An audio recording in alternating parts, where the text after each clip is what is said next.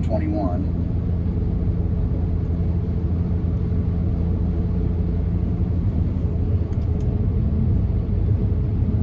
So first and foremost, I like how direct Joseph Smith is being in his prayer. Where are you? Why are you hiding, right? Yeah. Then how long shall thy hand be stayed? How long you gonna be hiding? You know what I mean? And then how long shall we suffer these wrongs and oppressions? You know, Ali made a good point too about that when we're reading that as a family, is that he's not praying for himself. He's praying for his people. How long shall we suffer, like, the persecutions and everything like that? Like, he's stuck in jail with his brother and a bunch of other guys, and he's praying for his people that are still out there at the mercy of the mobs. Yeah.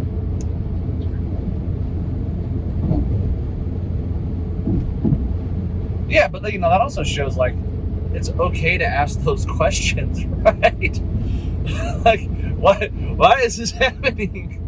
How long is it going to be like this? How long? Yeah, like, when can we expect it to end? I don't like this at all.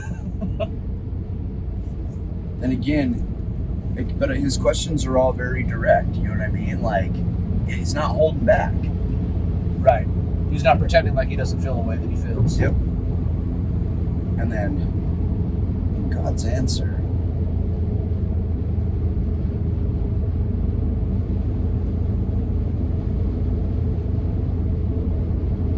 So it kind of builds. Like, he's like, hey, you still have your friends. You're not like Job yet, right? Right. He says, those who charge you with transgression, their hope is going to be blasted and melted away, right? Like, those that are your accusers, like, it's coming for them. And then it says, God has set his hand and seal to change the times and seasons. Okay. And fully hand and seal. God has set his hand and seal to change the times and seasons. So what's the implication there? I don't know. Like, what is this seal? There's a whole extra word in there that I don't understand. He set his hand, and I just read it again. Like, I haven't had time to go into it, so I was like, really, I'm like, I just know I'm like hand and seal. Yeah, that's interesting. To change the times and seasons, to bind their minds, that they may not understand. Like, he blinds their minds so that they can specifically don't understand his marvelous works. I like that. Is he talking about the mobs, the people? Like, who's he saying? His hand? Those who charge with you with transgression. Those who charge you. Because to me, like when you talk False about, accusers. you're talking about God's seal, the first thing that springs to mind is Peter, right? Like, whatsoever you bind in heaven shall be. Well, I guess he doesn't say seal there, he says bind, right? Yeah. So I thought he was saying seal, but now I'm thinking about it, he doesn't, so. He sets his hand and seal. And seal. The only other thing I can think of when you're referencing seal is the sealing power.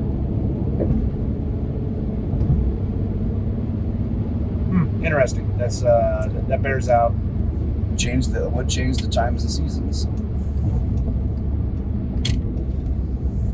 Now this, talking about and also because their hearts are corrupted, and so this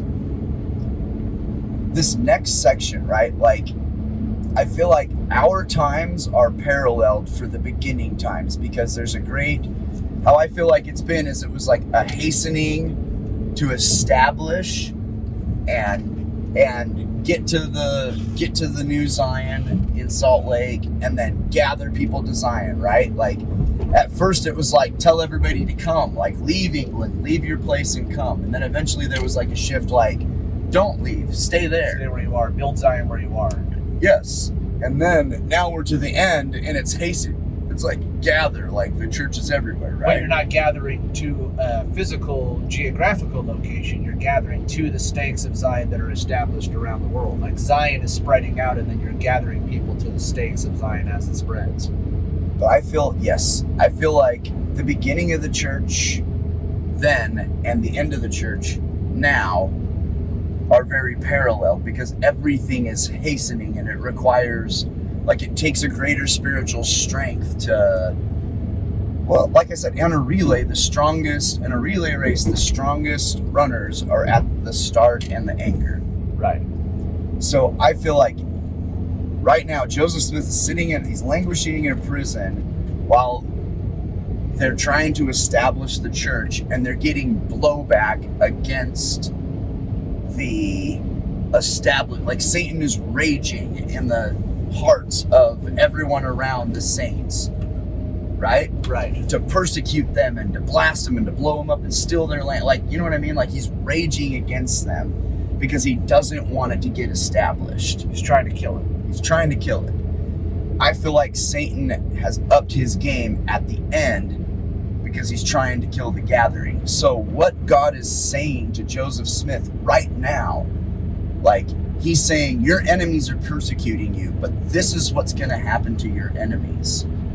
I feel like those words are just as relevant today as they were back in 1839, because the groups are similar. Right. The gathered group of persecutors is similar. Like, it's extremely high now. It was extremely high then. Like, false accusations. So I feel like anything that God is saying about that, we should listen very closely to, because it parallels our times. Right? So here's what he says about those, like, yeah, God sets his hand to change the sign. Anyway, but here's 13. And also because their hearts are corrupted, and the things which they are willing to bring upon others. And love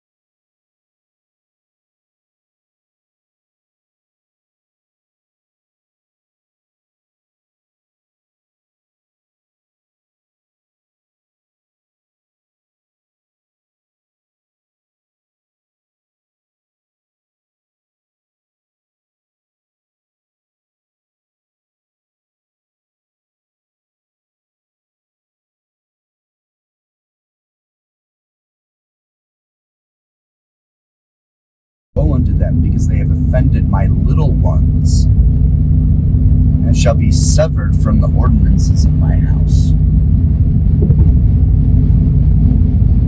That's our times, man. It really is, isn't it? They shall not have the right to the priesthood, nor their posterity after them, for generation to generation. It had been better for them that a millstone was hanged around their neck, and drowned in the depths of the sea. So what that tells me, like, that parallels our times, and it tells me that all the judgment and action that is to be done against it is in God's hands. Yeah, that's where I'm getting. The more I read and the more I study about, like, the last times and what's going on and stuff like that. Like, and I've said this before, it's like, I believe that most of the wars and sufferings and persecution, like, most of, like, the war is a spiritual warfare more than it is a physical warfare. Not that there's going to be physical things, but I think that that's what most of the prophecies revolve around. And then B, like, we're not going to be, like, President Nelson's never going to stand up at the pulpit and tell you to grab your AR-15. That's my point. Like, if the scriptures don't say, like, everything, like, he lists what the persecutors are gonna do to you, but he doesn't say, and then here's how you fight it. Like, he says, and then I'll take care of it. Right. Like, and keep in mind, all of this is given while the dude's in jail. Like, he didn't come to him and be like, oh, that's a good prayer. Push on the south wall and I will loosen it and it shall fall, and you and your compatriot. Or that's a good point. I'm going to gather your enemies into the prison tomorrow and make the walls tumble down upon their heads. Right. Nothing like, or he didn't say like, you know what I mean? I'm gonna sneak, like, he said deal with it. It's interesting that He said deal with because it. you're talking about 121, and then he proceeds to teach him how to have power in the priesthood. Right. Like the lessons of Like, he tells you where to put your faith. Don't put it in your gun. Put it in your priesthood. put it in your priesthood. So let me teach you. So like, your enemies will not be able to withstand me. Like the weapon that you're given is the weapon of the gospel of Jesus Christ. It's the sharp, which is sharper than a two-edged sword, right? So like, Not only, I feel like he's saying, yeah, it's messed up. This stuff is happening to you, but it's not your responsibility to be the punisher of your enemies. That's mine. right. Your responsibility is to love and to preach. Yeah, and he's being very clear. He's like, he's saying what they're. He's like, look, I see this. They're falsely accusing you. They're doing this. They're doing that. Like, I'm not unaware of your plight. Right. But what I'm telling you is to deal with it. And then he teaches him how to be a more powerful priesthood holder, improved with times of sharpness, by love unfeigned, like no virtue, like no power or influence can be maintained by the priesthood. It's like you're not going to be allowed to exercise unrighteous dominion. And like this is like the priesthood is not. Well, he's shown him the definition of real power. It's like, not giving you. Man would say that real power is fight back against your enemies, take up the sword, and strike down the man that's trying to strike you down. What God is teaching you is that real power is held in the priesthood. A real powerful man can forgive his accusers and have the patience to let judgment rest with God. Well, the world teaches the real power is your ability. The powerful are able to impose. Might is right. To impose their will upon other people. Like, why'd you do that? Because I could. Yeah. Why'd you know what I mean? Like, even in business, it wasn't personal, it was business. And be like, well, you took over my business and personally put me on the street. So it was personal. It was personal for me.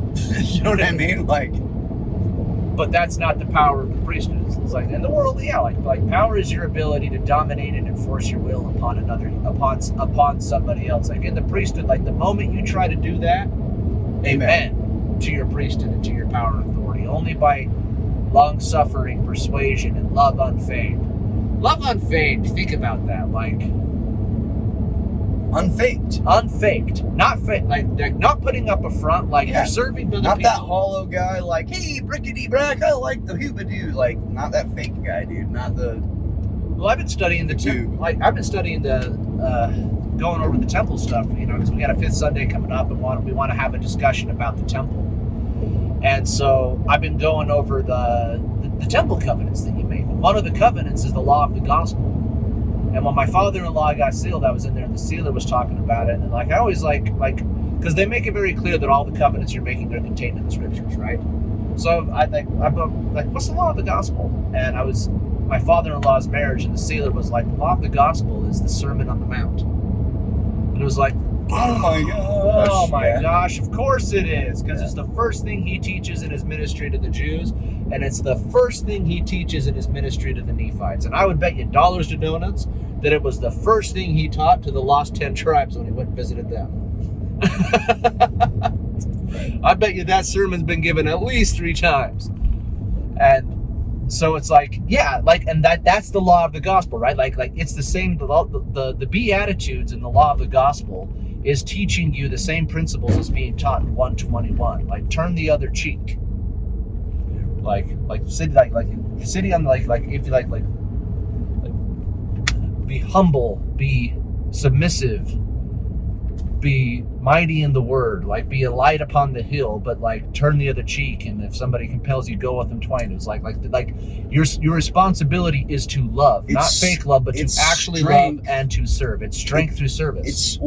It's strength without aggression towards your fellow men.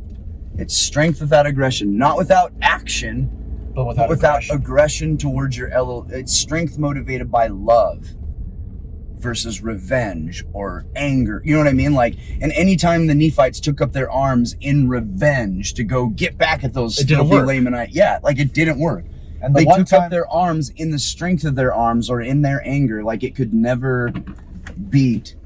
And the one time members of the Church of Jesus Christ took up their arms in order to go revenge themselves, or in order to take their weapons to protect themselves, and went and did it was the Mountain Meadow Massacre.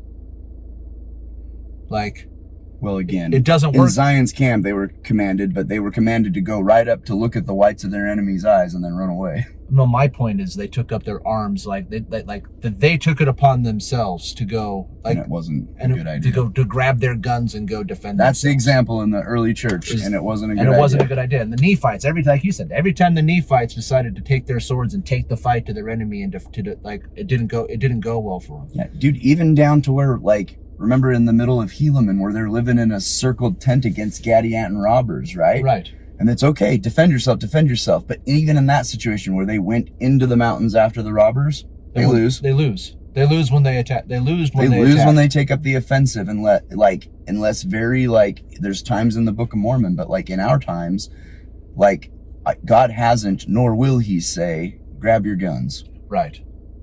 He said, like, strength through And grab your guns. strength without aggression. And it's like that concept of, like, turning the other cheek, and power in service and power in love, not and power in unfaked love. Well, its power is in the real celestial law that the strong serve the weak. Well, it's just how many times, like, is like, you know, like when somebody makes that Facebook post and you get all fired up and you're ready to fire off your response, like, is like, you turning the other cheek. Who are you serving when you do that? When you send that post, who are you serving? You're stirring up contention. And You're serving yourself. You're posting that so that you can feel better. You feel better. You know in your heart that that's not going to change hearts and minds. Yeah, and that's a responsibility. Yeah. Responsibility is to love and do that.